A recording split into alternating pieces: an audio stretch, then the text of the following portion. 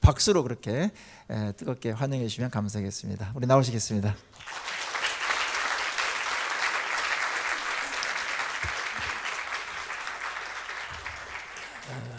사람이 옛날 사람이니까 옛날식으로 한번 하죠. 뭐 할렐루야.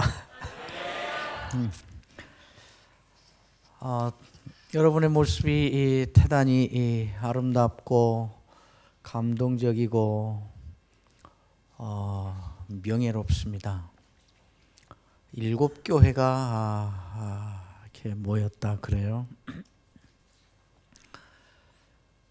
주변에 있는 지역에 있는 모든 작은 교회를 다 흡수해 버려서 수만 명이 모이는 큰 하나의 교회가 소리를 지르며 찬송하는 것보다 200명이 안 되어도 주변에 있는 작은 교회들이 연합해서 한 자리에 모여서 이렇게 소리치며 찬양하는 모습을 하나님은 훨씬 더 기뻐하시고 하나님이 더 영광스러워할 것이라고 믿습니다.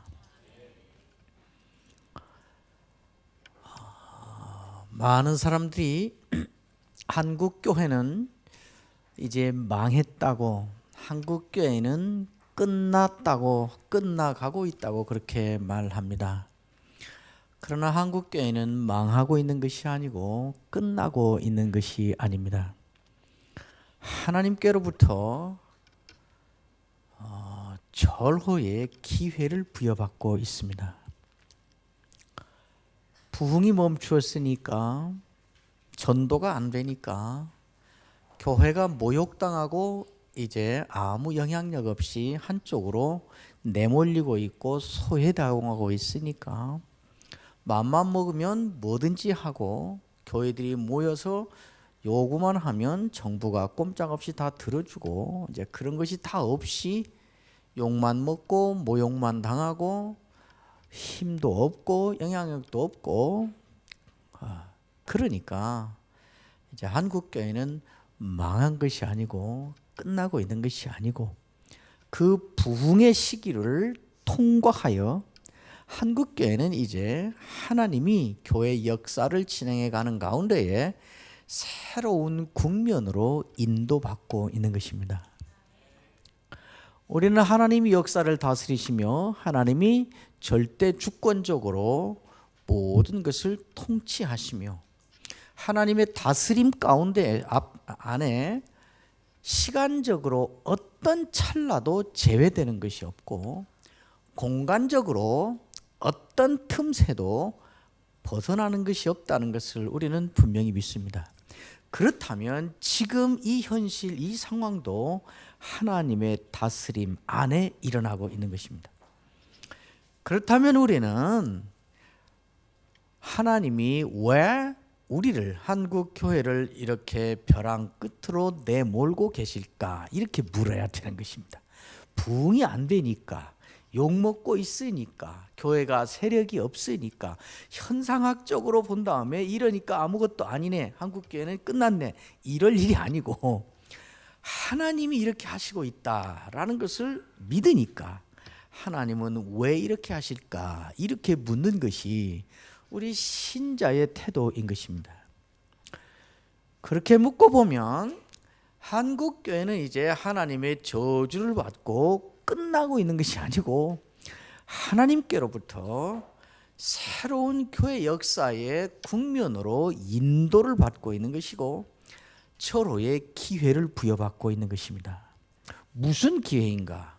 이제는 두세 사람만 뭉쳐도 선교사 하나 보내고 마음만 먹으면 교회 건물 하나씩 벌떡벌떡 지어내고 뭐든지 할 수 있는 그런 영향력과 부흥과 세력을 떨치는 그런 역사가 아니고 이제는 신자가 신자다워지고 목사가 목사다워져서 이제는 교회가 교회다워져야 되는 시대로 하나님이 우리를 이끌고 계신다는 것을 알아야 됩니다. 하나님은 우리에게 새로운 기회를 주고 있는 것입니다. 무슨 기회인가? 신자가 신자다워지고 목사가 목사다워지고 그래서 교회가 교회다와지라고 우리 앞에 하나님이 새로운 장을 펼쳐내고 있는 것입니다. 이렇게 되는데 상당한 세월 동안 우리는 가난하게 살 각오를 해야 될 것이고, 욕먹을 각오, 무시당할 각오, 무기력한 채로 살아갈 각오를 해야 될 것입니다. 그런 과정을 통해서 하나님은 이제 신자가 신자 되고, 목사가 목사다워지고, 교회가 교회다워지는 한국교회를 하나님이 만들어내실 것입니다. 그때 다시 교회를 통하여 신자의 명예로움과 교회의 영광스러움을 세상이 보게 될 것입니다. 신자가 신자다워지고 목사가 목사다워져서 교회가 교회다워지는 데에 가장 결정적인 중요한 역할을 할 것이 무엇인가? 하나님의 말씀입니다. 왜 이렇게 됐을까? 신자는 누구인가? 목사는 무엇에 목숨을 거는 사람인가? 신자는 어떤 일은 목숨을 잃는 한이 있어도 하고, 신자라면, 교회라면 어떤 일은 하늘에서 억만금이 쏟아진다 해도 절대로 안 하는 사람들인가? 이걸 알아야 되지 않겠어요? 그걸 모르고 살아와서 이렇게 된 것입니다. 믿는 사람이나 안 믿는 사람이나 차이를 모르겠다는 말을 듣기 시작한 것이 한 20여 년 전부터 집중적으로 들어와서 여기까지 온 것입니다. 나는 누구인가를 모르고 사는 것이에요. 그냥 성공한다면 이것도 좋고 저것도 좋고 그렇게 살아온 것이에요. 지금부터는 이제 그걸 알려면 말씀으로 돌아가야 되는 것입니다. 신자는 누구인가를 어디에서 알 수 있어요? 신자는 세상을 어떻게 보며 사는 사람인가? 신자는 무엇을 가장 귀하게 여기고 무엇을 배설물로 여기는 사람들인가? 이거를 어디에서 확인하고 어디에서 배우고 어디에서 알 수 있냐고요. 하나님의 말씀을 통하지 않고는 절대로 알 수가 없습니다. 그래서 앞으로는 이제 하나님의 말씀을 귀하게 여기고 하나님의 말씀을 붙잡고 살고 하나님의 말씀에 모든 것을 걸고 사는 소수의 신자들과 교회 지도자들과 소수의 작은 교회들을 가지고 하나님께서 한국교회 역사를 새롭게 써갈 것입니다. 교회들을 너무 욕하지 마십시오. 많은 사람들이 신자나 불신자나 평신도나 교회 지도자나 특별히 뛰어난 개혁신학자라고 하는 그런 사람들일수록 교회를 아주 예리하게 비판하고 욕하고 그럽니다. 어떤 때는 말이 너무 거칠었고 무서워서 듣기가 거북해요. 한국 교회는 이제 동네 개같이 되어버렸다. 이건 교계에 아주 존경받는 어른이 수년 전에 한 말인데, 그러니까 젊은이들이 그 어른이 이렇게 한국 교회를 이렇게 말씀하셨다 해서 막 인터넷에 퍼치고 그러는데 너무 사납게 말을 해요. 그래서 왜 그렇게 교회에 대해서 그렇게 저주성 발언을 그렇게 무섭게 하냐고. 그러니까 한국 교회 현실이 너무 안타까워서 그런데요. 근데 가만히 들어보면 교회가 안타까워서 그러는 게 아니라 분을 못 사겨서 그런 거예요. 말이에요. 분을 못 사. 여러분, 교회에 대해서 아무 비판도 하지 말라는 말이 아닙니다. 비난을 하면 안 됩니다. 비난에는 언제나 감정이 작동을 합니다. 비난할 때는 감정이 작동을 해요. 그 감정은 무엇이 지배하는가 하면 분노가 지배를 합니다. 그 분노가 지배하는 감정에 의하여 비난을 하게 되면 결국에 가서는 거의 저주성 발언을 하게 됩니다. 가다가 그냥 교통사고가 나서 칵 돼져버려라. 이 저주지 뭐예요. 너는 내 자식 아니야. 나가서 네 멋대로 길바닥에서 죽든지 말든지 알아서 해. 이게 저주지 뭐예요. 그죠? 저주를 하게 돼요. 비난이 아니라 비평을 해야 됩니다. 병에는 감정이 아니라 이성이 작동을 해요. 그 이성은 뭐가 지배하는가? 논리가 지배를 해요. 그래서 좌는 어떻고 우는 어떻고 선은 뭐고 후는 뭐고 이래서 잘못됐고 이것은 이래야 되고 이렇게 비평을 하죠. 그 비평하게 애정이 붙으면 대안을 내게 되죠.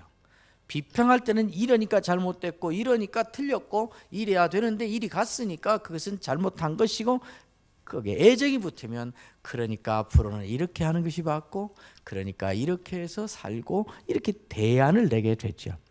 근데 거의 모두가 저주를 해요. 그냥 분노에 차서 쏟아내요. 그건 하지 말아요. 그러나 그러지요, 그런 사람들. 그래서 어쩌라고. 그래서 이제 하나님이 이제는 조계종을 데리고 하나님의 구원 역사를 진행하시겠다고 하시더냐? 네, 그렇죠. 그래서 이제 하나님이 교회 아니고 이것들 아니고 이제는 원불교를 데리고 복음의 역사를 하신다고 하냐? 하나님은 이 지경이 됐어도 이 교회 데리고 하나님의 구원 역사를 계속 이루어 가시겠다는데 네가 왜? 내가 그렇죠. 이제 한국교회 관건은 어떻게 말씀으로 돌아갈 것인가, 그리고 어떻게 제대로 된 기도를 회복할 것인가, 여기에 한국교회와 신자들과 목회자들의 살 길이 거기로부터 열릴 것입니다. 이 일곱 교회, 제가 우리 이용세 목사님에게 여러 번 들었어요. 일곱 교회가 다 말씀 중심의 목회를 하려 했고 또 서로 모여서 말씀을 공부하고 정신이 같고 교단은 다르지만 목회 철학이 같고 그런 목회자들이 일연중 행사로 한 번 모이는 게 아니라 계속 목회자들끼리 모여서 성경을 공부하고 이렇게 애쓴다고 그래요. 정말 아름다운 모습입니다. 여러분 아시는 대로 사람은 어느 누구나 한 사람의 예외 없이 예수를 믿건 말건 하나님을 인정하건 하나님을 거부하건 상관없이 모든 사람이 한 사람의 예외도 없이 모두 다 하나님께서 이 땅에 태어나게 하셔서 나오게 됩니다. 이 땅에 나온 사람은 한 사람의 예외 없이 예수를 믿건 말건 하나님을 인정하건 하나님을 거부하건 상관없이 모두가 다 하나님께서 이 땅에 살게 하신 동안만 살 수 있습니다. 아무도 아멘 안 하시는데 여러분이 아멘을 하건 말건 상관없이 이것은 사실입니다. 그러니까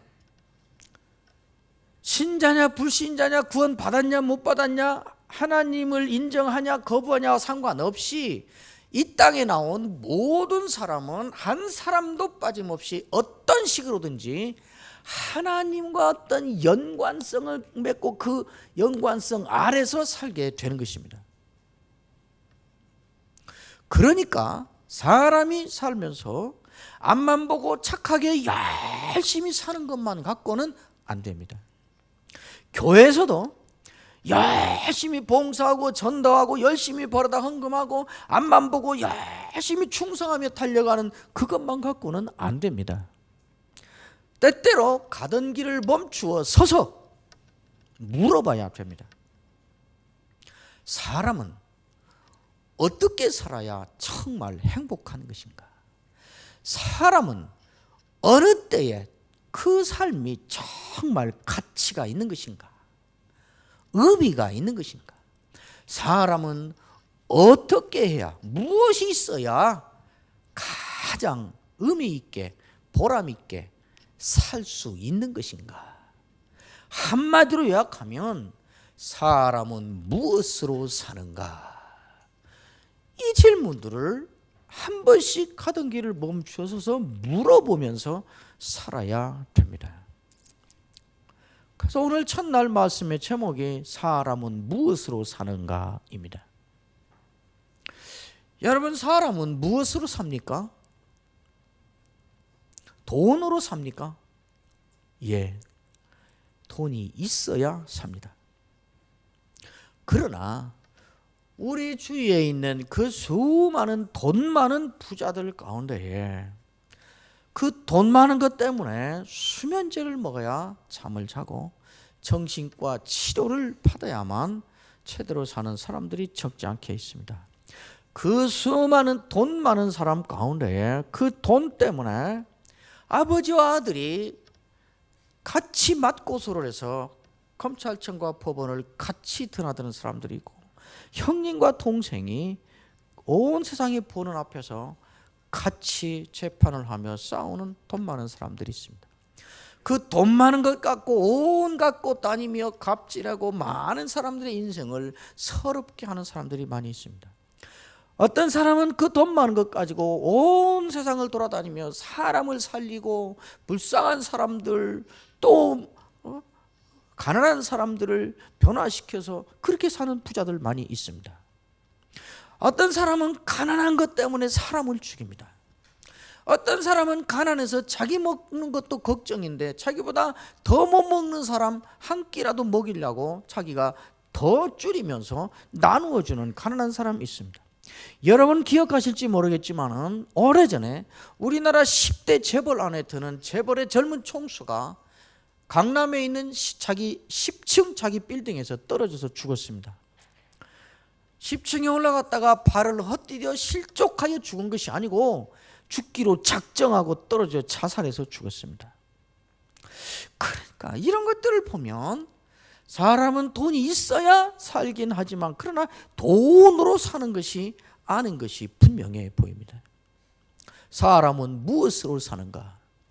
건강으로 삽니까? 우리가 아는 그 건강하고 건장한 체구를 가지고 인생의 상당 부분을 감옥에 들어앉아서 보내는 건강한 사람들 많이 있습니다. 여러분 기억하실 것입니다. 운동선수 출신 전 국민이 아는 건강한 젊은 아빠가 여러 해 전에 자기 어린 자식 둘 놓고 자기 차에 연탄불을 피워놓고 자살해서 죽었습니다. 그런가 하면 태어날 때부터 뇌성마비를 가지고 태어나서 자기가 하고 싶은 말 한마디 하기 위해서는 30초 이상 온 몸을 쥐어 틀고 얼굴에 모든 근육을 움직이고 입술을 바르바르 떨고 더듬더듬 하다가 20초나 30초가 지나야 드디어 자기가 하고 싶은 말 한마디를 하며 사는 사람이 있습니다. 사랑해요. 그 사람 평생을 감사의 시를 쓰고 찬송의 시를 쓰며 행복해하며 감사해하며 그렇게 살고 있습니다. 아마 여러분이 얼마 전까지만 해도 그 사람이 지은 복음송을 수없이 교회에서 불러댔을 것입니다. 이런 것들을 보면 건강이 중요하긴 하지만 그러나 건강만 있으면 삶이 보람 있고 행복하고 가치 있고 그런 거 아닌 것이 분명해 보입니다. 사람은 건강으로 사는 것이 아닌 것이 분명하다 그 말입니다. 사람은 무엇으로 사는가? 권력으로 삽니까? 온 나라의 권력을 한 손에 움켜잡고 맘만 먹으면 그대로 하고 말만 하면 그대로 실천되는 그런 권력을 누렸던 일단의 사람들이 그 권력이 끝나면 얼마나 그 인생이 비참해지고 모욕적이고 정말 처참해지는가 하는 것을 우리가 평생 보고 있습니다. 사람은 권력으로 살지 않습니다. 사람은 무엇으로 사는가? 업적으로 삽니까? 사람은 쌓아놓은 업적으로 살지 않습니다. 명예로 사는가? 명예로 살지 않습니다. 사람은 무엇으로 사는가? 사람은 하나님의 은혜로 삽니다.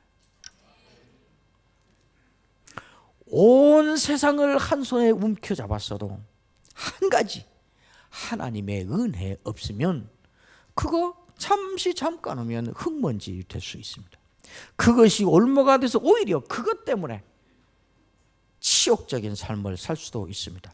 아무것도 가진 거 없어도 한 가지 하나님의 은혜를 가졌으면 그 사람은 어떤 상황이 있든지 떳떳해하며 당당해하며 자신 있어하며 그렇게 살 수 있습니다. LA에서 목회하는 제 후배 목사님의 처제는 40대 초반에 말기암에 걸렸습니다. 오래전 이야기입니다. 얼마나 원통하고 억울하겠어요. 신앙생활 잘하는 젊은 40대 초반의 여집사인데 말기암이 걸렸으니 얼마나 힘들겠어요. 암투병을 하다가 어느 날 봉투 하나만 달라고 요청을 했습니다. 깨끗한 봉투 하나를 갖다 줬더니 제법 되는 돈을 준비해서 봉투에 넣고 뭐라고 거기다 써놓고 맡겼습니다. 그리고 일주일 후에 죽었습니다. 감사하다며 평안하다며 평안한 모습으로 죽었습니다. 말기암의 그 고통이 어찌 편안하겠습니까? 고통이 전혀 없다는 말이 아니라 고통 가운데서도 마음의 평안을 누리고 원망과 원한에 맺힌 분노에 발악하는 소리를 쏟아내야 될 그 상황인데 감사하다고 하며 그렇게 죽었습니다. 그 봉투에는 자기가 죽으면 자기 장례를 치러줄 사람들에 대한 고마움과 자기 장례식 예배, 장례 예배 감사 헌금을 그렇게 써서 미리 들여놓고 일주일에 그렇게 죽은 것이었습니다. 평안하며 감사해하며 하나님을 찬양하며 어떻게 그렇게 할 수 있었을까요? 에라 낌새를 보니 내 병은 고치기 틀렸고 죽는 것이구나. 죽을 수밖에 없는 거구나. 에라 어차피 죽는 거면 멋있게나 한번 죽자. 그래서 그랬을까요? 여러분 나중에 혹시 기회가 오거든 한번 죽어들 보십시오만은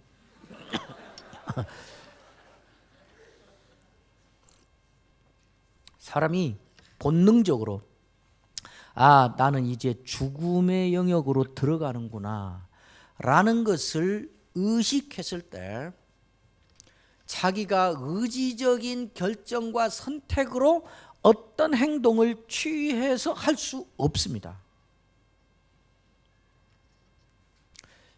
안 믿어지면 한번 나중에 죽어들 보시라니까요. 의지적으로 뭘 선택해서 행동을 할 수 있는지 그러지 않습니다. 그렇게 한 거 아닙니다. 그렇게나 마음이 낙관적이고 긍정적인 성격이어서 그랬을까요? 그렇지 않습니다. 죽음 앞에서 누가 본능적으로 낙관적이 될 수 있습니까?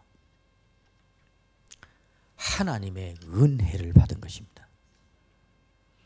하나님의 은혜가 임하면 상황에 굴하지 않고 상황을 극복하여 상황을 초월하여 감사할 수 있게 되고 당당할 수 있게 되고 찬양할 수 있게 되고 평안을 누리게 되는 것입니다. 그러므로 우리가 사는 동안 가장 간절하게 가장 긴급하게 그리고 최우선순위로 구해야 될 것은 돈이 아닙니다. 건강도 아니고 권력도 아니고 명예도 아니고 업적도 아니고 성공도 아닙니다.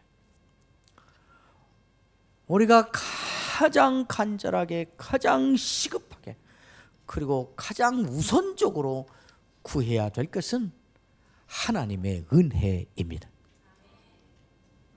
사도 바울은 사람은 하나님의 은혜로 산다는 것을 잘 알고 있었습니다. 여러분 아시는 대로 사도 바울은 예수님 편에 섰던 사람이 아닙니다. 예수님을 몰랐던 사람이 아닙니다. 예수님과 상관없이 열심히 자기 인생을 살던 사람이 아닙니다. 사도 바울은 의지적으로 예수의 반대편에 섰던 사람입니다. 예수는 죽여야 된다고 확신했던 사람입니다. 예수를 죽여야 되는데 예수님이 승천해서 없고 그렇다면 꿩 대신 닭 예수를 믿는 것들이라도 그것들이 모이는 교회라도 다 잔멸해서 이 땅에서 없애버려야 된다고 확신을 갖고 그 일에 뛰어들었던 사람입니다. 어느 날도 그 일을 하려고 권한을 부여받아 살기가 등등하여 예수 믿는 예수의 제자들을 잡아 없애려고 길을 가다가 그 길바닥으로 찾아오신 예수님을 만나고 그 순간부터 인생이 뒤집어졌습니다.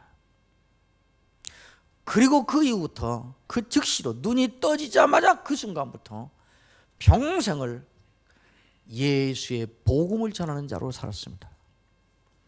어디를 가든지 복음을 전하고 어디를 가든지 교회를 세웠습니다. 그런데 이 사람 사도 바울에게는 치명적인 약점이 있었습니다.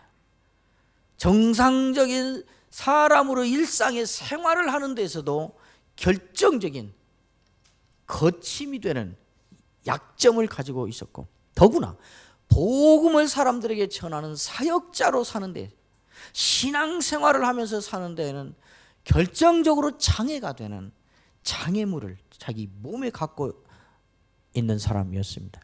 그걸 놓고 자기 본인의 말로 말하기를 내가 육체에 가시가 있다 그랬고, 그것이 얼마나 지독한지 바로 이어서 말하기를 사탄이 내게 준 사탄의 사자라 그랬습니다. 사탄이 정말로 나에게 그걸 줬다는 말이 아니라 그 말로 밖에는 표현할 다른 표현이 없을 만큼 그렇게 지독한 것이었다 그 말입니다. 그게 뭔지는 모릅니다. 학자들은 어떤 사람은 간질이었을 것이다, 어떤 사람은 안질이었을 것이다, 하여튼 질자 돌림인데요. 그러나 뭐였는지는 정확히 모르지만 우리가 확실히 아는 게 있습니다. 그게 육체에 붙어있는 어떤 육신의 육체적인 약점이었다는 걸 알 수 있고, 또 확실히 알 수 있는 건 그게 뭔지는 모르지만 하여튼 복음 전도자로 사는데 치명적인 거리낌이 되는 것이었다는 걸 알 수 있습니다. 만약 간질이었다고 생각해 보세요. 군중을 모아놓고 복음을 전하며 예수가 능력이다, 말씀이 권세다, 예수 믿으면 지옥 권세를 이기고 죽음을 이기고 영광의 천국에 간다, 예수 믿으면 이 영광을 갖는다, 한참 외치다가 갑자기 픽 쓰러져서 온몸이 뒤틀리고 눈은 돌아가고 거품 물고 버지락거린다고 생각해 보세요. 거기 있는 사람들이 뭐라고 했어요? 영광, 명예, 능력 전하니 너나 가져라, 네 문제나 해결하라, 다 가버리지 않겠어요?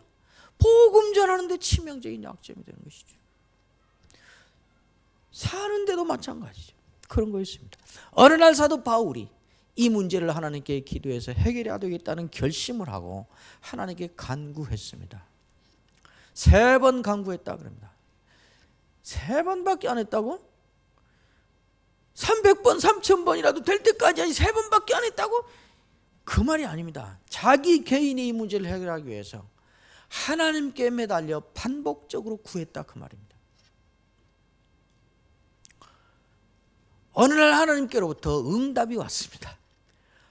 매우 분명하고 확실하게 대답이 왔습니다. 그냥 갖고 살아. 그냥 가지고 살아. 그리고 하나님이 한마디를 거기다 덧붙였습니다. 그것이 내가 너에게 주는 은혜, 나의 족한 은혜다 그랬어요. 아니 이게 말이 돼요? 이것을 없애줘야 은혜지, 기도한 대로 이루어져야 은혜지, 속수무책으로 아무 대책도 그냥 갖고 사는데 어떻게 그것이 은혜가 되며 어떻게 그것이 더욱이 족한 은혜가 돼요? 말이 안 되잖아요. 말이 안 돼.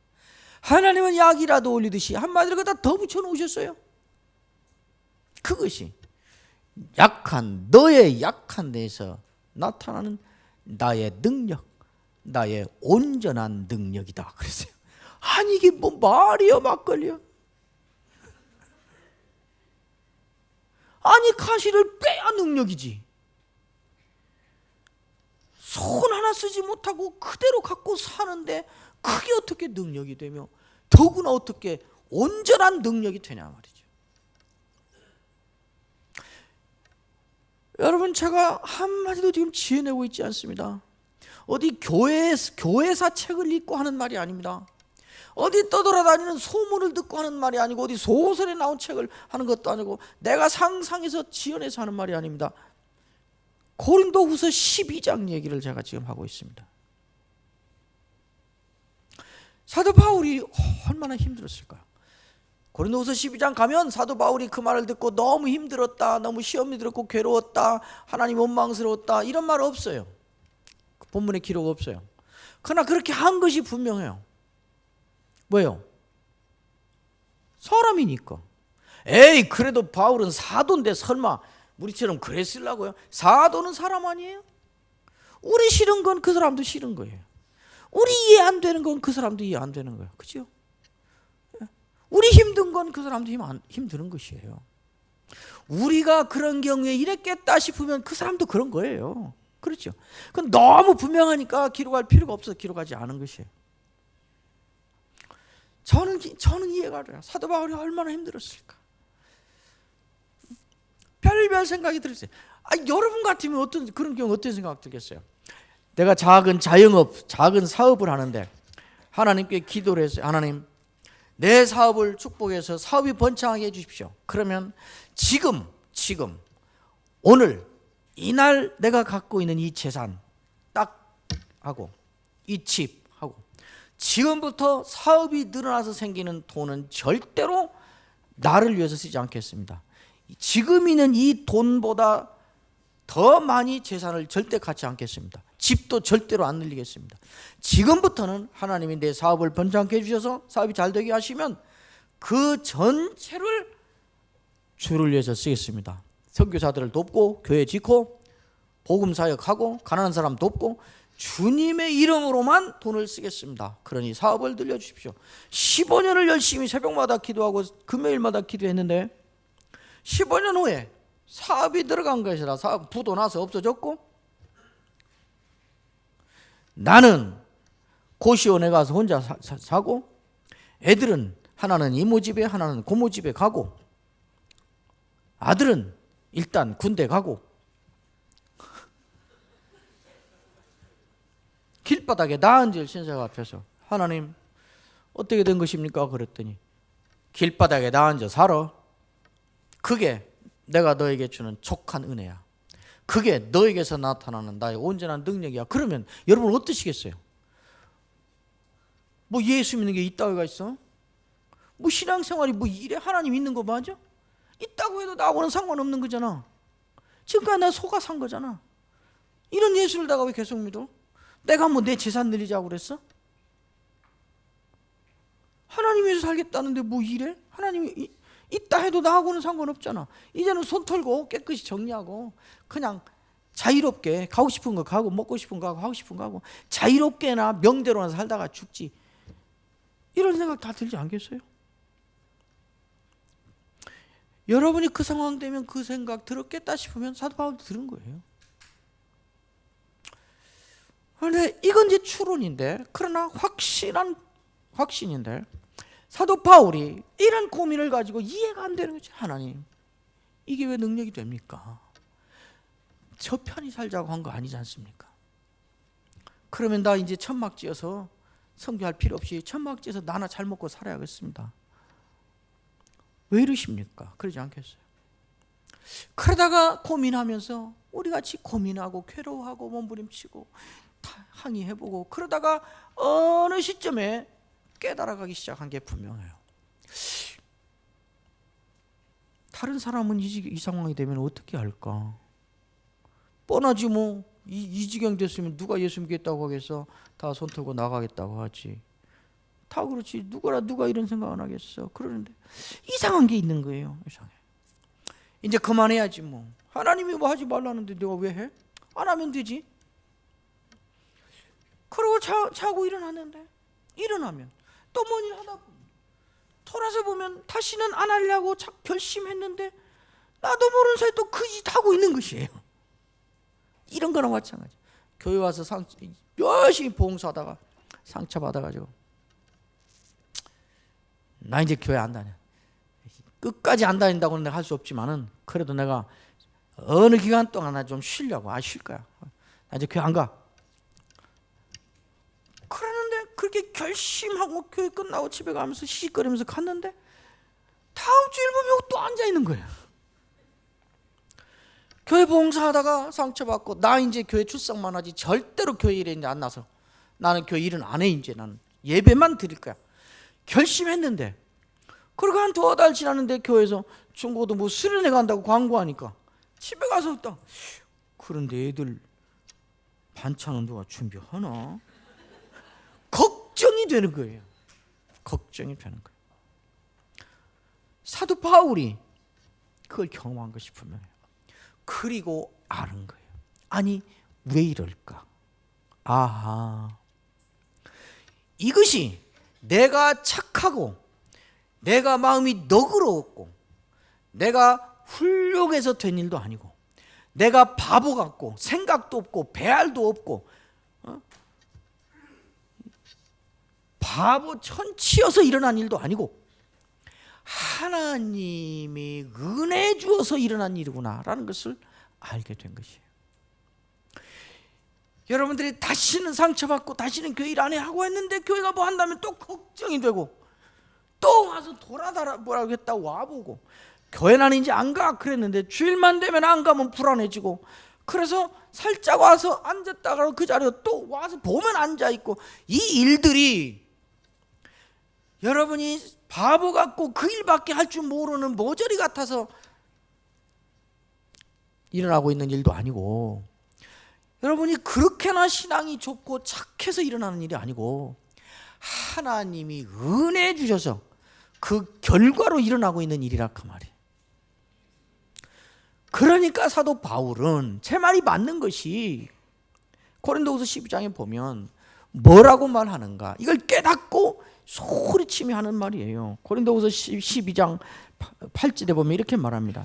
이것이 내게서 떠나가게 하기 위하여 내가 3번 주께 간구하였더니 나에게 이르시기를 내 은혜가 내게 족하도다.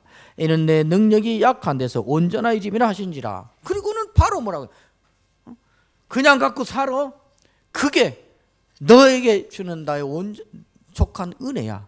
그것이 약한 너에게서 일어나는 나의 온전한 능력이야. 그러니까 그리고 바로 뭐라고 그래요? 그러므로 그래요. 그러므로 내가 도리어 크게 기뻐함으로 나의 여러 약한 것들에 대하여 자랑하리니 이는 그리스도의 능력이 되게 머물게 하려 함이라. 또 말해요. 10절에 그러므로 내가 그리스도를 위하여 약한 것들과 능욕과 궁핍과 박해와 곤고를 기뻐하노니 이는 내가 약한 그때의 강함이니라.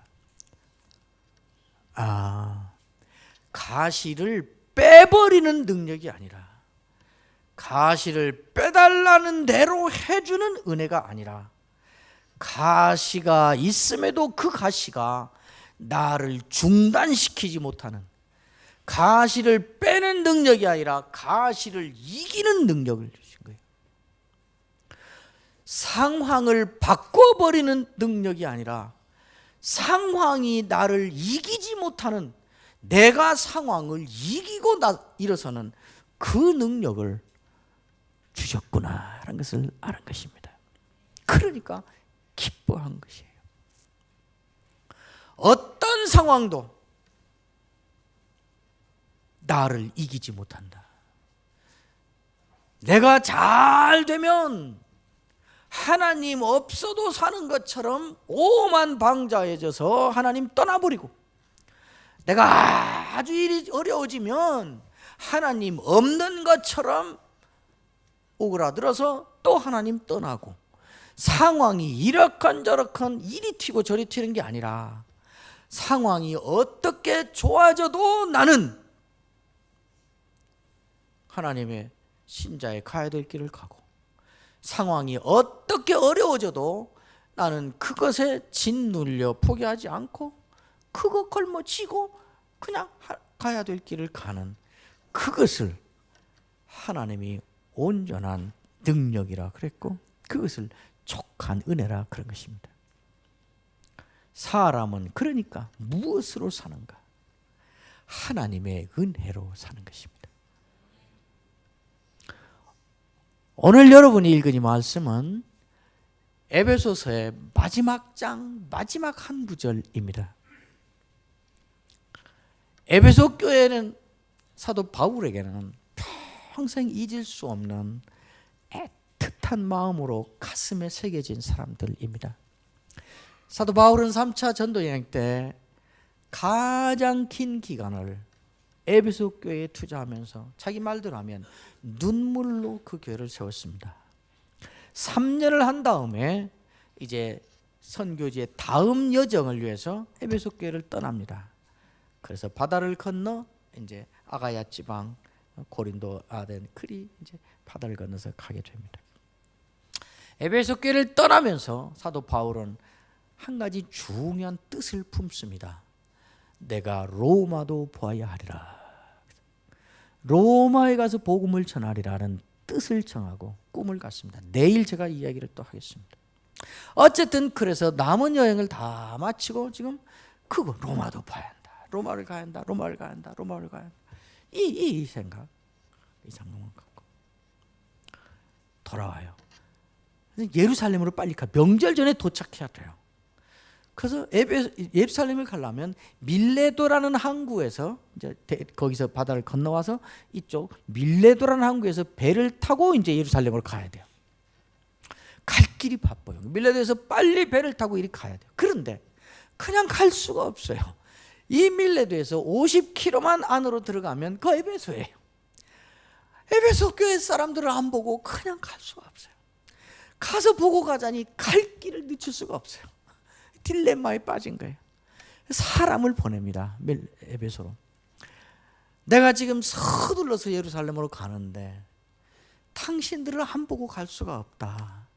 가서 보고 가자니 갈 길이 지체된다. 명절 전에 도착한 사람을 보내서 당신들이 이리 좀 나올 수 없겠냐. 그랬더니 에베소 교회 장로들이 우르르 나왔어요. 밀레도로. 거기서 이제 밀레도에서 만나서 여러 말을 하는데 우리 한국교회 신자들이 너무 감동하면서 암송하고 열심히 암송해서 교회 어느 좀 세월 다녔으면 거의 다 알고 있고 암송하고 싶어서 외우는, 그러나 절대로 그대로 살지는 않는 그 말씀이 있죠. 내가 이제 심령의 매음을 받아 예루살렘으로 가는데 거기서 무슨 일을 만났는지 알지 못하노라. 오직 성령이 각성에서 내게 증거하여 네가 가려 하는 그 길에 결박과 환난이 너를 기다리고 있다 하신다. 성령도 나의 가는 길을 말린다 이 말이에요. 그러나 나의 달려갈 길과 주 예수께 받은 사명 곧 하나님의 은혜의 복음 증거하는 일을 마치려 하면은 나는 나의 생명을 조금도 귀한 것으로 여기지 아니하노라. 이 말을 거기서 한 말이에요. 장로들에게. 그리고는 이제 장로들에게 부탁을 합니다. 내가 떠나면 사나운 이리떼들이 와서 교회를 쑥대밭을 만들 것이고 가만히 들어온 거짓 선생들이 지 제자들을 만들려고 교회를 난리법석 혼란케 만들 것이다. 그러나 내가 어떻게 눈물로 교회를 돌보았는지 당신들이 보았지 않느냐. 이제 앞으로 당신들이 교회를 책임져다오. 그리고 이제 우리가 다시는 서로 얼굴을 보지 못할 것이다. 그랬더니 무릎을 꿇고 목을 얼싸안고 통곡하여 울고 기도하고 헤어집니다. 그게 에베소 교회와 마지막 헤어진 모습이었습니다. 그리고 세월이 흘러 사도 바울은 로마의 감옥에 죄수로 갇혀 있습니다. 로마 감옥에서 편지 한 통을 써서 에베소 교회에 보냅니다. 그것이 에베소서입니다. 그 편지를 다 쓰고 마지막에 한마디를 덧붙인 말이 오늘 여러분이 읽은 말입니다. 우리 주 예수 그리스도를 변함없이 사랑하는 모든 자에게 은혜가 있을지어다. 이게 맨 마지막인 사실 에베소서는 그 24절인데 6장 23절에서 끝난 거예요. 23절이 이렇게 되어 있죠. 아버지 하나님과 주 예수 그리스도께로부터 평안과 믿음을 겸한 사랑이 형제들에게 있을지어다. 여러분들은 아무도 아멘 안 했지만은 이 사도 바울이 쓴 에베소서 편지를 갖고 가서 에베소 교회 사람들을 다 모아놓고, 그때는 다 모아놓고 한 사람이 읽으면 다 듣는 거잖아요. 돌아가면서 이렇게 읽는 게 아니고 읽어준다고요. 그러면 이게 우리 사도께서 지금 로마 감옥에서 우리에게 이런 편지를 보내왔습니다. 그리고 다 쭉 읽을 거 아니겠어요? 23절, 아버지 하나님과 주 예수 그리스도께로부터 평안과 믿음을 겸한 사랑이 형제들에게 있을지어다. 그러면 자동으로 아멘 하는 거죠. 왜요?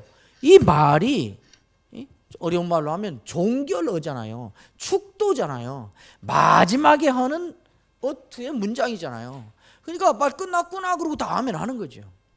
끝났는데 사도 바울은 뜬금없이 한마디를 더 쓰는 거예요. 거기다. 그게 24절이에요. 사도 바울은 아까 그랬죠. 가슴에 새겨 애틋한 사랑으로 가슴에 새겨진 평생 잊을 수 없는 사람들이라고. 에베소 교회 사람들이 뭔가 줄 수만 있다면 가장 좋은 것을 주고 싶은 사람들이에요. 하나님께서 만약 사도 바울에게 너의 에베소 교회에 대한 소원이 무엇이냐, 네가 에베소 교회 교인들에게 주고 싶은 거 있으면 한 가지만 소원을 아뢰라. 그러면 그게 뭐가 됐든지 내가 그대로 해주겠다라고 한다면 세상에서 가장 좋은 걸 주고 싶어요. 이건 내가 갖게 아껴놓고요, 그 다음 이거 주지요. 뭐 두 번째 걸 주고 싶은 사람들이 아니라 최고 좋은 걸 주고 싶은 사람들이에요. 최고 좋은 것을 주고 싶은 사람들에게 끝난 후에도 뜬금없이 한마디를 덧붙여서 하고 있어요. 이것을 주고 싶은 거예요. 우리 주 예수 그리스도를 변함없이 사랑하는 모든 자에게 은혜가 있을지어다. 좀 말이 길지요. 한 문장이지만 여러 말이 있잖아요. 이걸 줄이면 마치 복숭아 다 벗겨내면 씨 하나 남듯이 그 씨처럼 여기에 남아있는 한마디만 마지막으로 남겨서 그게 뭐냐 하고 묻는다면 그게 뭘까요? 무슨 말이에요? 일단 줄여서 마지막에 남는 씨 하나만 남긴다면 은혜가 있으라 이거죠. 은혜가 있을지어다. 이 말이죠. 이게 핵심이죠. 그죠? 그런데 그 앞에 괄호에 들어갈 생략된 게 있어요. 무슨 은혜인지를 알아야죠. 무슨 은혜예요? 하나님의 은혜죠. 그러니까 이 말의 핵심만 뽑아서 말하면 결국 무슨 말이에요? 하나님의 은혜가 있으라 말이죠. 하나님의 은혜를. 사도 바울은 알고 있는 것이에요. 사람은 무엇으로 사는가? 하나님의 은혜로 산다. 아무리 사나운 일이 때가 나와서 교회를 쑥대밭을 만들어도 하나님의 은혜 갖고 있으면 살 수 있다.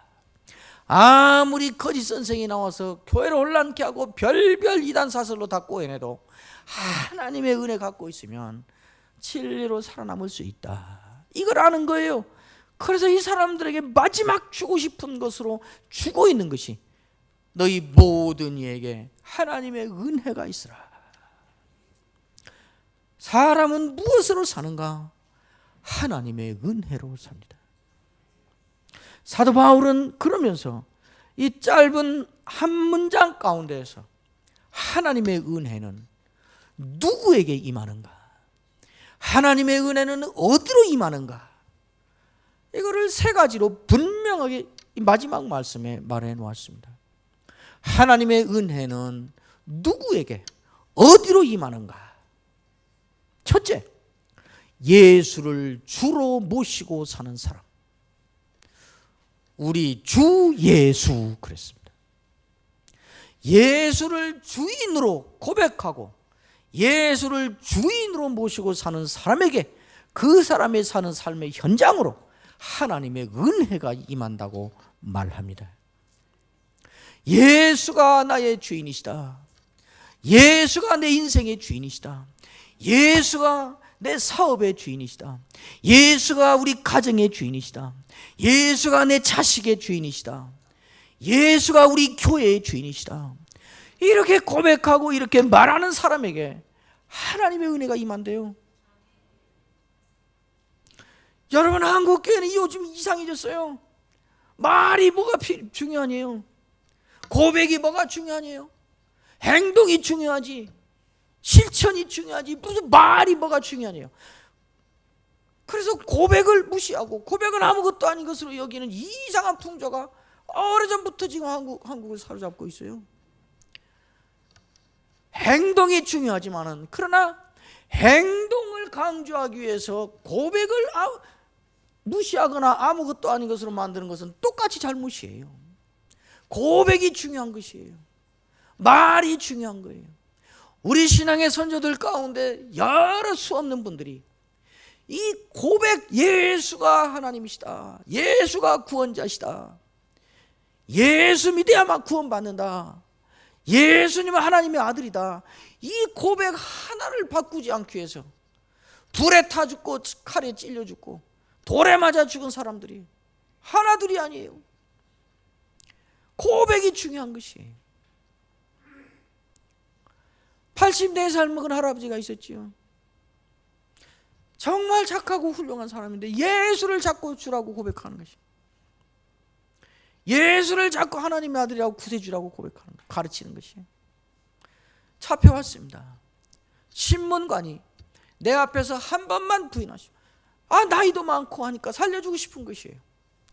그러니까 내 앞에서 공식적으로 한 번만 그 고백을 바꾸고 그럼 풀어주겠다. 그럼 나가서는 또 마음껏 고백하고 하고 싶은 대로 해라. 한 번만. 그랬더니 이분이, 우리 주님은 84년 동안 한 번도 나를 부인하지 않았는데 내가 살자고 그분을 부인할 수 없다. 그 고백 안 바꿔서 장작 때문에 올려서 다 죽었어요. 그게 여러분이 잘 아는 사도 요한의 제자 폴리갑이에요. 우리 한국 교회도 그 고백 안 바꾸려고 끝까지 다 죽은 사람이 우리 신앙의 선조가 하나둘이 아니에요. 고백이 중요한 것이에요. 예수로만 구원받는다 그러면 이 한국 사회가 들고 일어나고 저 꼴통들 배타적이고 그 욕하니까 그런 말 함부로 하지 말고 우리끼리는 합시다. 그게 무슨 예수입니까? 자꾸 예수 믿어야만 구원받는다 그러니까 세상 사람들이 들고 일어나고 전도의 문이 막히니까 그 말 너무 확실히 믿지만은 너무 세상을 향해서 그 말 너무 하지 말고 그냥 전도의 문이 안 막히게 합시다. 그거 말하는 게 전도인데, 그잖아요. 그거 말하는 것이 전도인데 무슨 전도의 문이 막히지 않기 위해서 그 말 하지 말자니. 고백은 우리의 행동이, 우리의 삶이 언제나 우리의 고백을 못 따라가요. 여기는 언제나 갭이 있어요. 이걸 놓고 그러니까 말하는 대로 살지 못하려면 말하지 말아야지 이렇게 가는데 이건 잘못이에요. 우리의 인간의 연약함 때문에 언제나 우리의 고백과 우리의 실제 삶 사이에는 거리가 있어요. 우리의 고백이 연약해서 넘어지고 때때로 변절하고 하는 우리를 자꾸 고백이 끌고 가는 거예요. 이것이 없으면 우리 이 몸이 따라갈 기준이 없고 갈 곳이 없어요. 그죠? 언제나 여기는 갭이 있어요. 갭이. 그 넘어졌을 때 우리가 고백한 것이 우리를 끌고 가는 거예요. 또 우리 몸이 못 따라가요. 그러니까 못 따라가니까 그거 쓸데없다. 아예 하지 말고 그런 말 하지 말고 그냥 있는 대로나 살아라. 그 말이 안 되죠. 예수가 주님이시다. 예수가 하나님의 아들이고 예수가 하나님이시다. 예수 믿어야만 구원받는다. 이런 고백. 특별히 우리 주 예수, 예수가 주인이시다 고백하는 것이에요. 그렇게 고백하면서 그대로 살려고 애쓰는 거예요. 못 따라가지만 대부분 이렇게 하면 나는 어떻게 돼요? 이렇게 하면 내 의견은 통과되는 거예요? 무시당하는 거예요? 내가 이렇게 하면은 우리 애들은 어떻게 돼? 이렇게 하면 내가 손해야 이익이야? 늘 그 기준으로 살지요. 그건 예수를 주인으로 모시고 사는 사람이 아니죠. 그러나 어떻게 해요? 못나서 자꾸 그 실수를 범하는 거예요. 그러나 어떤 때 또 한 번씩 정신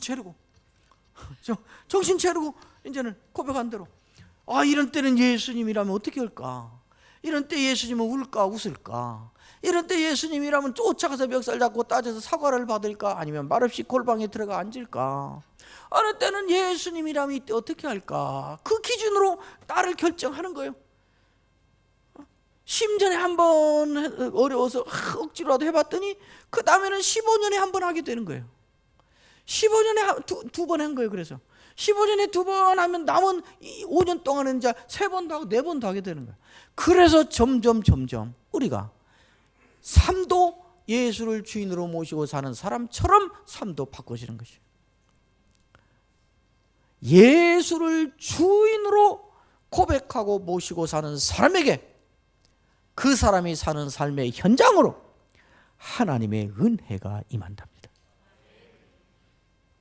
하나님의 은혜는 누구에게 어디로 임하는가? 2번째, 예수를 구원자로 모시고 사는 사람. 우리 주 예수 그리스도 그랬잖아요. 그리스도란 말은 구약의 메시아라는 말을 신약의 말로 번역해 놓은 것이에요. 건전했다는 말, 기름 부었다는 말, 여러 뜻이지만 우리가 흔히 쓰는 한말로 바꾸면 구원자라는 말이에요. 구원자. 예수가 구원자시다 이렇게 믿고 예수님을 구원자로 모시고 사는 사람에게 그 사람이 사는 삶의 현장으로 하나님의 은혜가 임한답니다. 예수님이 우리의 구원자이십니다. 물론 예수님은 우리가 다 죄인이요, 우리가 지은 죄를 스스로 해결할 능력이 없는 무능력한 자들이요, 완전히 부패하고 타락한 자들이요, 소망 없는 자들이요, 그 지옥 갈 자들인 것을 인정하고, 그러나 예수가 하나님이신데, 하나님의 아들이신데 그가 죄인처럼 십자가에 죽었다. 내 죄 때문에 죽었다. 그러므로 예수를 이런 구세주로 내가 영접하여 드리면 내 죄가 용서받고 나는 지옥에서 천국으로 옮겨진다. 하나님의 자녀가 된다. 베드로의 말대로 하면 긍휼을, 이전에는 긍휼을 얻지 못하였으나 이제는 긍휼을 얻은 자가 되고, 이전에는 인자를 몰랐으나 이제는 주의 인자를 맛본 자가 되고, 이전에는 하나님의 백성이 아니었으나 이제는 하나님의 백성이 되고, 예수를 내가 영접하면 그렇게 된다. 그렇죠? 그래서 그걸 믿고 예수를 영접하여 오늘 구원을 받은 것이에요. 이렇게 놓고 보면 예수님이 우리의 구원자인 것은 사람마다 다르지만 다 과거의 일인 거예요. 그죠? 예수님이 2000년 전에 십자가에서 죽으셔서 구원을 완성하셨어요. 나에게 예수님이 구체적으로 내 개인의 구원자가 된 건 60년도 넘어요. 어떤 사람은 지난달일 수도 있고 어쨌든 과거지요. 그러나 조심해야 될 게 있어요.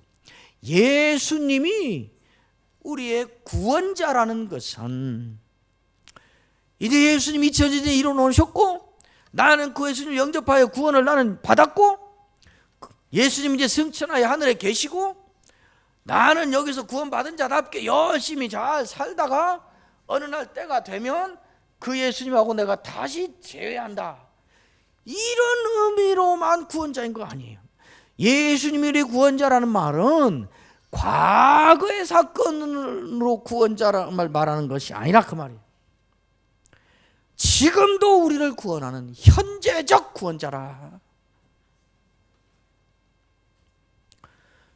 지금도 우리를 구원하셔요. 지금 우리의 모든 삶으로부터.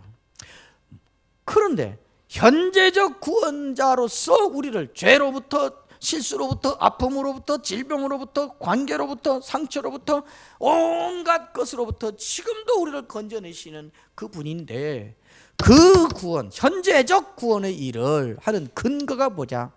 과거에 우리를 구원해 놓으신 구원자이기 때문에 그런 것이에요. 그러니까 현재적 구원의 역사를 덧입으려면, 누리려면 어떻게 해야 돼요? 예수님이 나를 현재의 상황에서 건져내는 것만이 아니라 지옥으로부터 건져내는 이 구원자로 예수님을 모셔야 되는 것이에요. 여러분 가운데는 물론 없겠지만은 지옥에 가면 말이에요.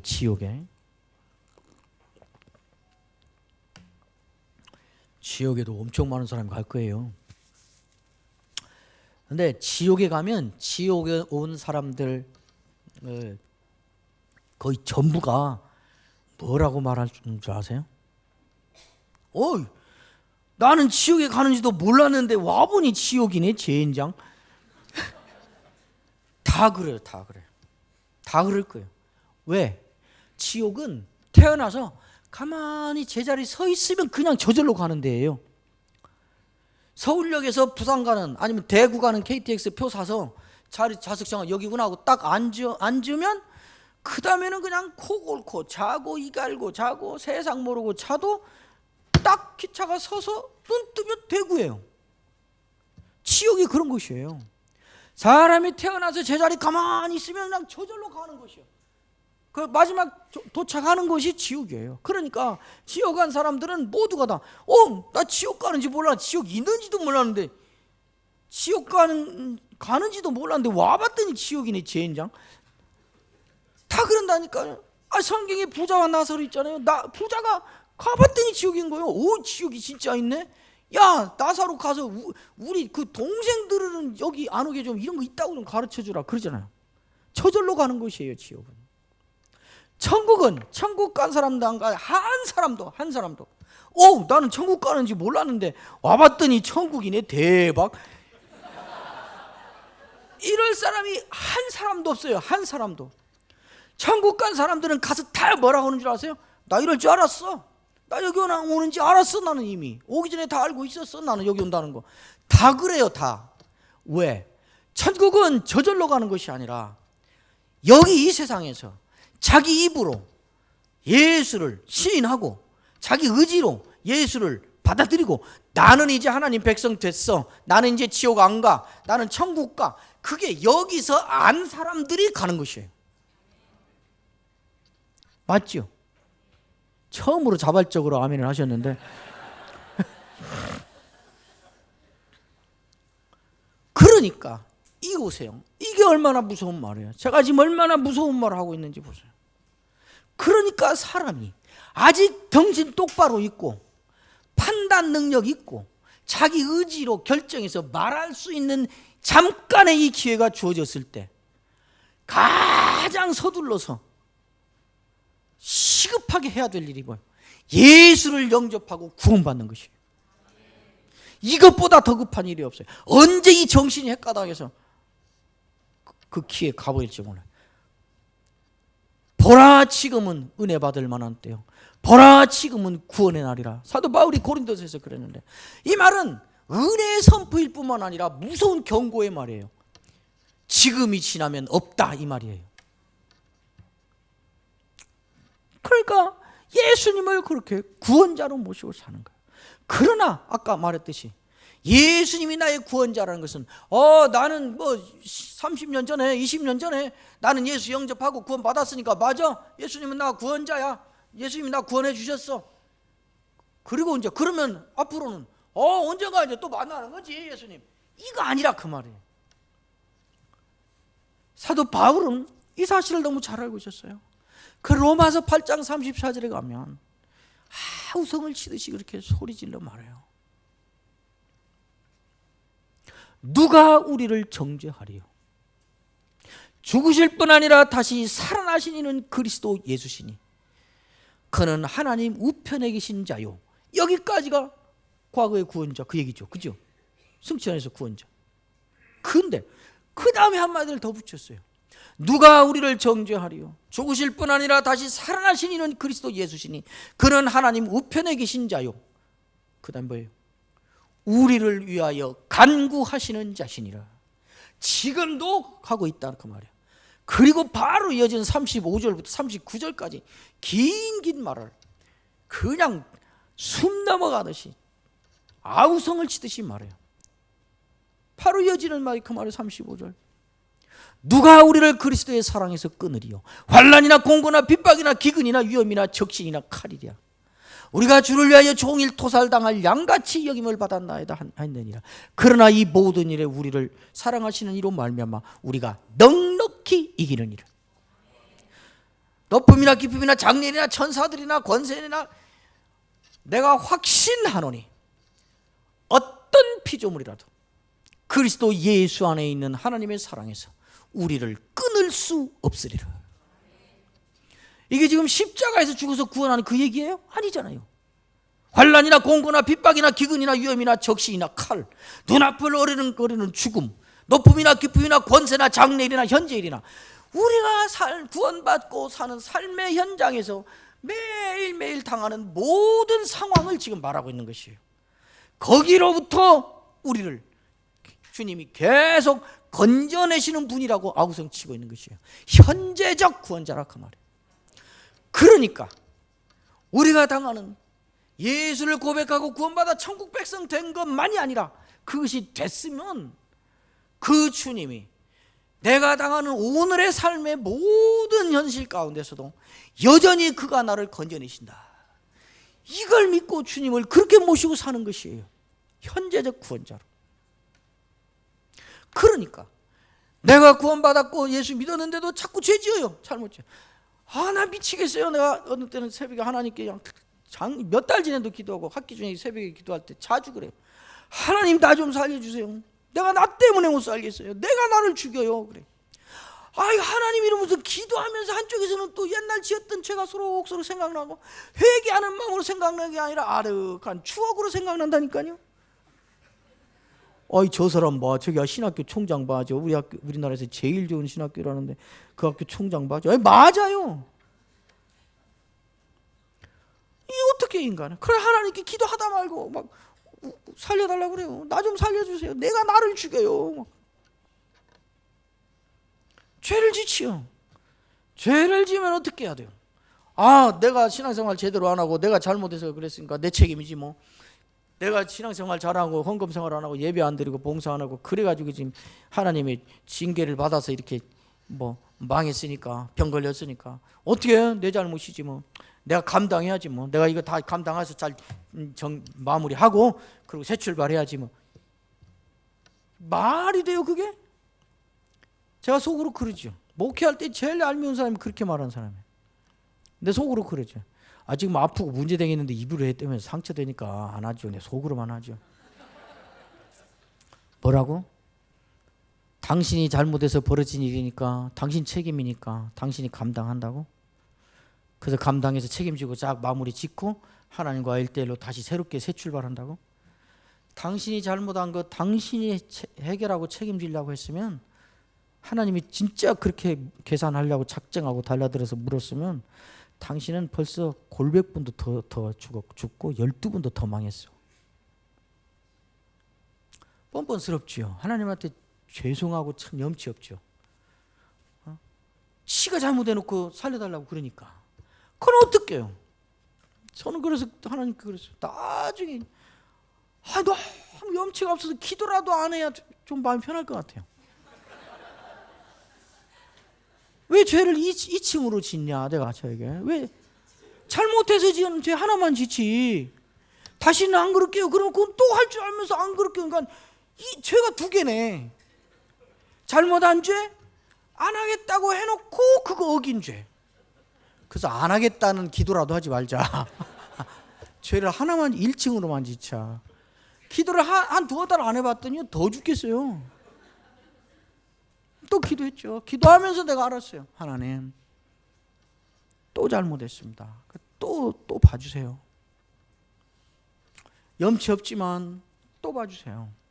나중에 그래서 하나님 또 않겠다고 약속하지만 자신은 없습니다. 하고 와서 하나님 또 어겼습니다. 그러나 어긴 대로 하면 나는 죽는데 망하는데 어떻게 해요? 그것 때문에 병 걸리기도 싫고요. 그것 때문에 자식 잘못되는 것도 제가 볼 수 없고요. 이것 때문에 우리 교인들 상처받고 그런 것도 싫고요.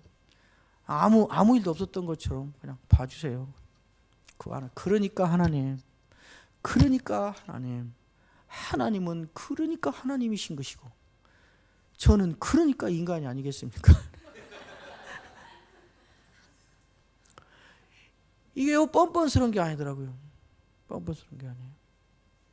정말 능하시고 크신 신이신 하나님 앞에서 정말 티끌과 같은 인간이 그 신 하나님 앞에서 갖춰야 될 가장 인간다운 겸손한 모습이라는 걸 알았어요. 예수는 지금도 우리를 그러니까 잘못하면 어떻게 해요? 내가 잘못했으니까 해야지. 누구한테 가면 해결돼? 이게 아니라 바로 어디로 가야 돼요? 구원자한테 가야죠.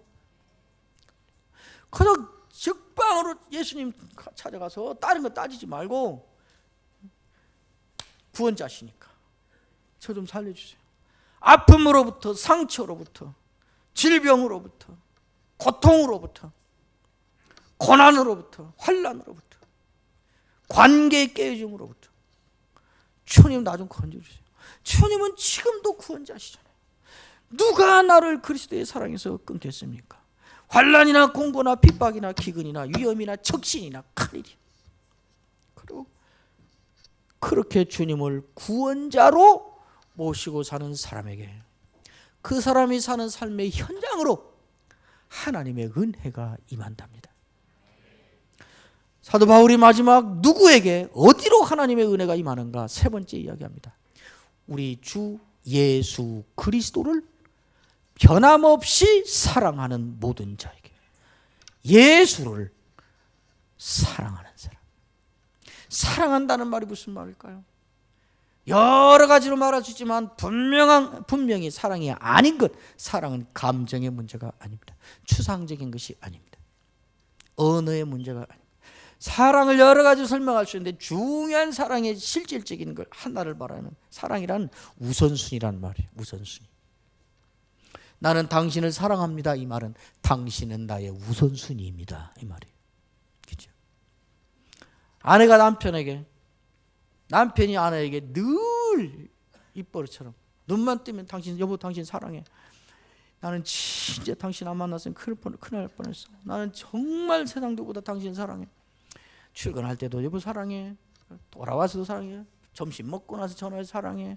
늘 사랑해 하는데 결정적인 순간이 되면 지껏 먼저 챙기면 그건 사기예요. 엄마 사랑해 나는 엄마가 가장 좋아. 나는 엄마를 가장 사랑해. 애가 늘 그러면서 결정적인 때가 되면 지껏 먼저 챙기면 엄마는 도구로만 등장하고 그러면 그거 속지 마세요. 그거 구라예요.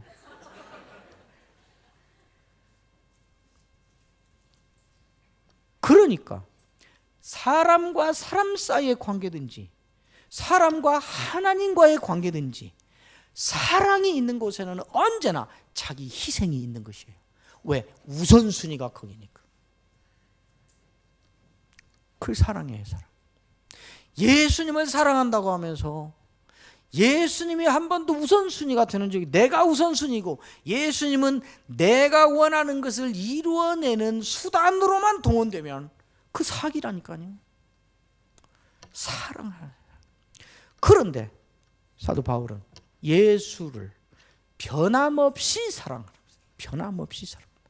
변함없이 사랑한다는 말이 무슨 말일까요? 한국의 수없는 교인들이 예수님을 하나님을 변함없이 사랑한다는 것, 변함없는 믿음으로 예수님을 사랑한다는 것, 예수님을 따른다는 것에 대하여 심각한 오해를 하고 있어요. 무슨 일이 생겨도 어떤 상황이 벌어져도 아무렇지도 않고 괜찮고 원망도 안 되고 그저 감사만 되고 이해가 되고 그래야 변함없이 사랑하는 것이고 그것이 신앙이라고 생각하는데 그런 신앙은 없습니다. 예를 들면 보세요. 아이가, 제가 이 말은 하기 싫은데 이게 할 때마다 부스부스 튀어나와서 오늘 또 튀어나와서 안 할 수가 없는데, 엄마가 있었어요. 여집사님이. 중학교 다니는 아이가 있어요. 아들이. 중고등부 수련회를 가는데 그 아이한테 엄마가, 야, 너 이번에는 학원도 가지 말고 과외도 가지 말고 중고등 수련회 갔다 와라. 엄마는 공부 잘하는 아들보다 신앙 좋은 아들을 키우고 싶어. 그 대신 방학 끝나고 시험에서 네 점수가 얼마가 떨어져도 엄마가 절대 시비 걸지 않을게. 가서 기도 배우고 말씀 배우고 그리고 와라. 보냈어요. 중고등부 수련회를 갔는데 둘째 날 익사 사고가 나서 그 아들이 송장이 돼서 돌아왔어요. 그러면 그 엄마가, 오, 하나님이 주신 아들인데 하나님이 데려가셨구나. 하나님의 아들이니 하나님이 데려가신 것도 감사한 일이지. 그럼 장례 치러야지. 가자. 장례 치르자. 이러면 예수를 변함없이 사랑하는 것이고 변함없는 신앙을 가진 것이고, 이 엄마가 이 아들 송장 앞에 놓고 뭐 예수 믿는 게 있다가 있어? 뭐 하나님이 이래? 내가 이 아이 운동시키러 보냈어? 돈 벌어오러 보냈어? 과외 빼고 학원 빼고 기도 배우고 말씀 배우라고 신앙 좋은 아들로 키우려고 보내는데 이 아이를 이렇게 죽여서 송장으로 나한테 줄 수 있어? 이 하나님을 내가 믿어야 돼? 하나님 있는 거 맞아? 없는 거잖아. 있다고 해도 나하고는 상관없는 거잖아. 이런 말을 하거나 이 생각, 역시 사람은 어려움을 당해봐야 한다니까. 어려움을 당해야 진짜가 나온다니까. 그동안 믿음 거짓이었구만. 그럼 어떻게 저렇게 불신앙적이고 그래? 이런 거예요? 말 좀 해보세요 좀. 우리가 앞으로 3일을 같이 살아야 되는데. 그럼 그냥 막 자기는 일 좀 어려워졌다고 이런 말하고 이런 말 푸는 거 보니까 나는 가짜였구나. 나는 진짜 나 구원 받았나? 나는 진짜 신앙이 없는 이게 위선자였구나. 그 자기가 자기를 막 학대하고, 교회는 막 그렇게 말하면 좋은 믿음 있는 줄 알았더니 역시 어려움 당해봐야 진짜로 한다니까. 가짜였어 말하는 거 봐. 그래요? 아니요, 모두 다 그래요. 모두 다. 그런 일 당했을 때 뭐라고 말하는가를 가지고 신앙이 있는가 없는가, 예수님을 변함없이 사랑하는가 사랑하지 않는가를 판별하는 거 아니에요. 그 상황이 되면 누구나 그래요. 저는 더욱 여러분 다 더 할 거예요. 그것 가지고 신앙을 판별하는 게 아니라, 그것이 불순종이 아니라 그 맘먹은 대로 행동을 하기 시작하면 거기서부터 불순종인 것이에요. 그 말을 했기 때문에 불순종이 하는 것이 아닌가. 그 상황이 오면 누구나 그런 마음 생겨요. 밥을 굶어 보세요. 금식 하느라고 금식 기도하느라고 밥 안 먹으면 배 안 고프던가요? 영적인 일, 거룩한 일 했으니까. 그리고 금식 기도하고 열을 굶고 와서 금식 기도 안 하고 밥 굶었더니 배가 엄청 고프네. 그러면 금식이 헛것으로 돌아가는 거예요? 하나님의 일을 하고 굶었는데 배가 고프다니 신앙이 없구만. 그런 거예요? 굶어봐요 배 안 고픈가. 이게 착각하고 있어요. 다 그래요. 다. 우리가 신앙생활을 하다 보면요, 어느 때는 하나님이 너무 서운할 때가 있어요. 어느 때는 하나님이 세상 물정을 나만큼도 모르시는 것 같아요.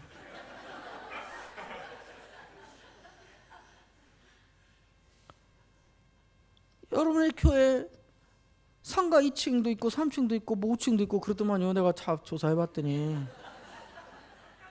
그 목사님 어떻게 말씀 잘 가르쳐 보려고 애쓰고 양심대로 목해보려고 목사답게 한번 살아보려고 그렇게 좋은, 요즘에 뭐 수만 명씩 데리고도 사기치고 해서 그냥 온통 모욕당하는 목사도 얼마나 많은데, 이 학구방 같은 조그마한 데서 차려보려고 했으면 목사가 얼마나 착해요.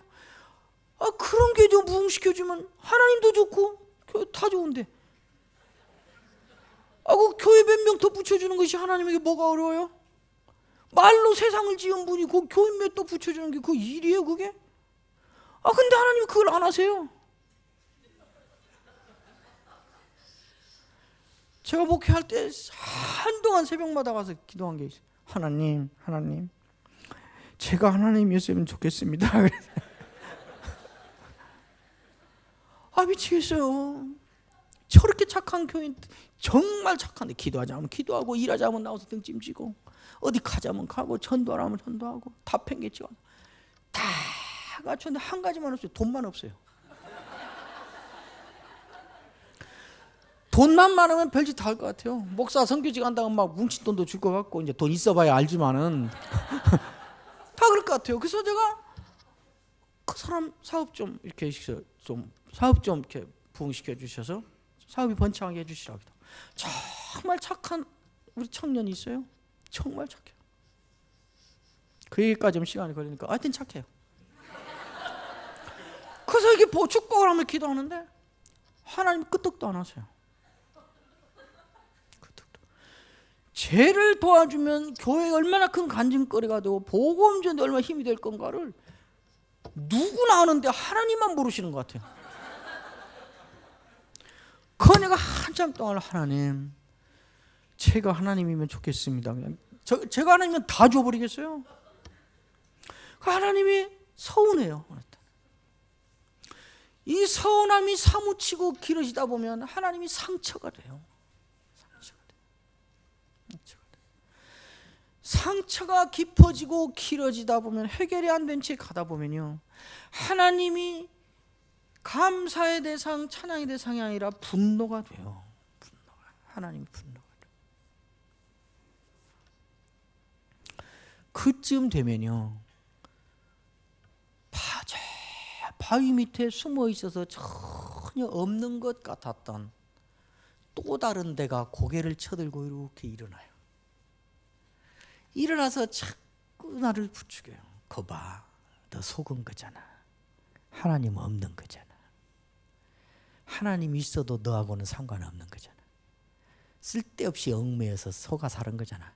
지금부터라도 내려놓고 마음껏 자유롭게 사는 것이 인간답잖아. 이제 그만 믿어. 앞으로 믿는다 해도 지금은 아닌 건 확실하잖아. 누구 봐라, 그 사람 문제 해결됐잖아. 자꾸 고개를 쳐들고 다른 내가 살아나서 말을 해요.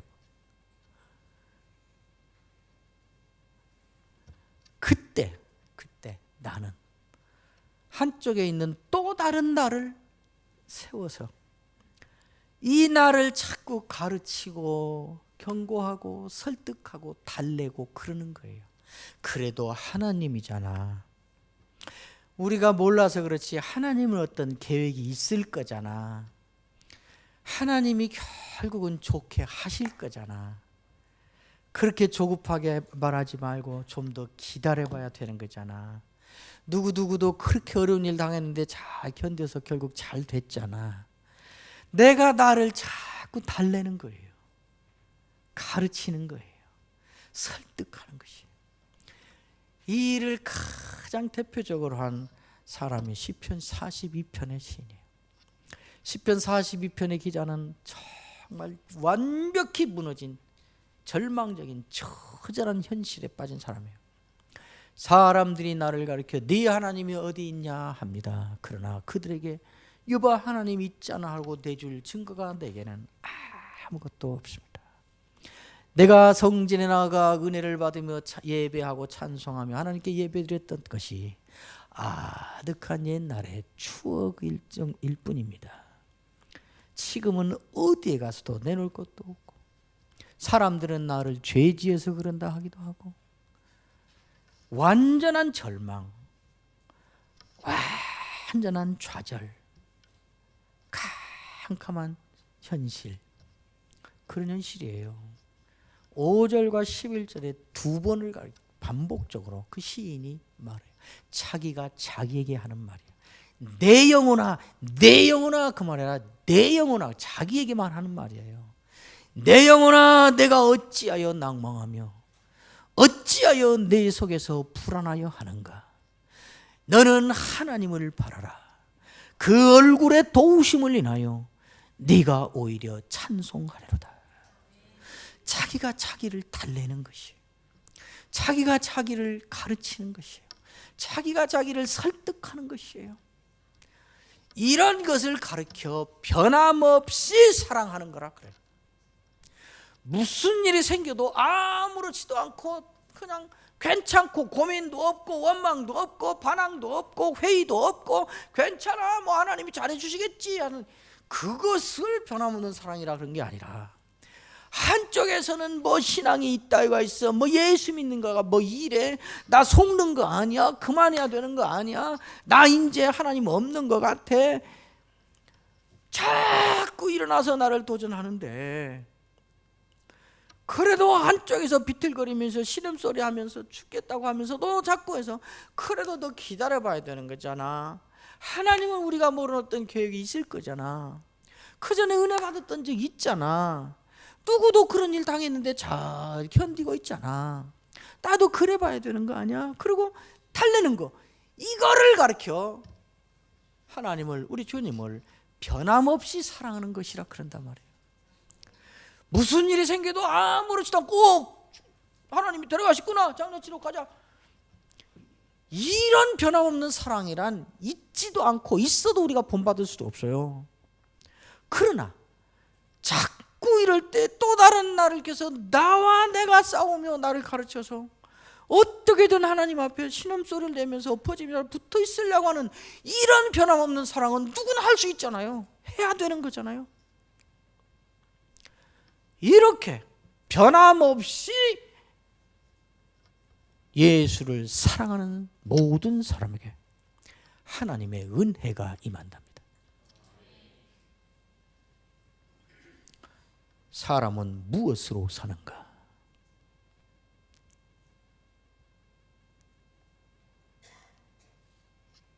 우리 이 목사님이 제가 설교를 40분 하면 해요 그랬더니 그깟 건데 더 해야죠. 그래서 밥값을 하려면 오래 하는가 보나. 그래가지고 오래 했어요. 이제 내일부터는 짧게 할 텐데, 그래도 제가 지금 8시 한 10분부터 내가 설교한 것 같아요. 1시간 20분을 했는데 1시간 20분 동안 계속 제가 한마디 말만 했잖아요. 그럼 마지막으로 한 번은 여러분이 대답해 줘도 되잖아요. 그래야 설교도 끝나고. 사람은 무엇으로 사는가? 진작 그러셨어야죠. 사람은 하나님의 은혜로 삽니다. 하나님의 은혜 하나 있으면 사탄의 가시가 있어도, 평생을 몸을 쥐어들어서 한마디 말을 하며 살아도, 부도가 나서 길바닥에 다 앉아도, 어떤 어려움이 닥쳐와도 그 안에서 누가 우리를 그리스도의 사랑에서 끊으리요 당당하고 떳떳해하며 살 수 있어요. 어떤 좋은 일이 닥쳐도 하나님은 아쉬운 거 없다는 것처럼 그냥 오만해져서 지가 하나님의 자리에 올라가는 그런 짓 안 하고, 아무리 일이 잘 돼도 중심 잡고 하나님 붙잡고 살 수 있어요. 그러니까 사람은 하나님의 은혜가 있어야 사는 것이에요. 그러므로 우리가 가장 간절하게, 가장 긴급하게, 가장 우선적으로 구해야 될 것은 하나님의 은혜입니다. 이 하나님의 은혜가 임하는 신자로, 가정으로, 부부로, 자녀로, 교회로 살아가는 이 한 해가 되기를 주의 이름으로 축원합니다. 기도하겠습니다.